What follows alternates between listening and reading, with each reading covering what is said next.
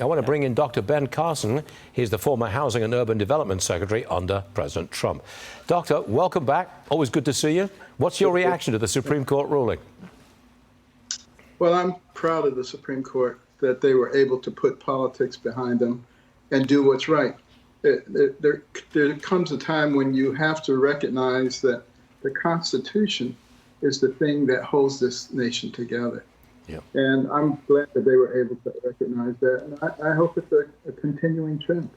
Doctor, you know what's coming now, don't you? So you do know what's coming. You're being floated as a possible pick for vice president for Mr. Trump. If Trump asks you, would you accept the vice president's position? Well, let me put it this way. I am extremely committed to saving our country. And President Trump is extremely committed to that. Winning the election is only step one. They have a lot of work to do to undo some of the damage that's been caused by the administrative state and the loss of allegiance and patriotism to our nation. That sounds like a big yes you would accept if asked. Can I interpret it like that? You can interpret it however you'd like. I knew that was coming too. You're too smart for me. All right. Trump is seeing a major shift among black voters and voters under 30, two key demographic groups. Why would a second Trump administration be good for young folks and black voters? Well, I think the first Trump administration gave a lot of people, particularly in the minority community, an opportunity to see that the best policy is one in which a rising tide lifts all boats, not one where you pick various demographics and try to give them an advantage or try to even things out.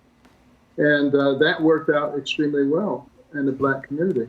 There were more jobs, higher wages, the highest ever home ownership numbers. A lot of things were going well, and I think people are able to compare what was happening then with what's happening now and see a big difference. I just want to get back to this.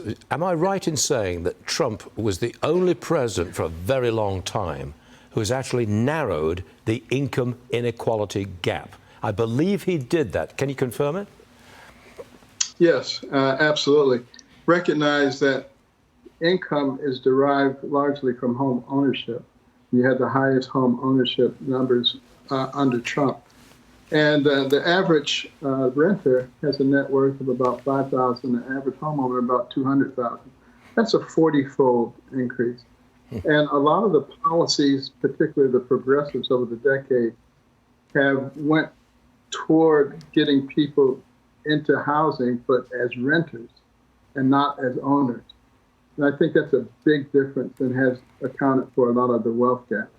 What do you make of this new bill in California that would make illegal migrants eligible for first-time homebuyer loans? Should migrants be entitled to those loans, Doctor? So many of our young people, young couples, are just giving up on the American dream because it's so hard for them to own a home.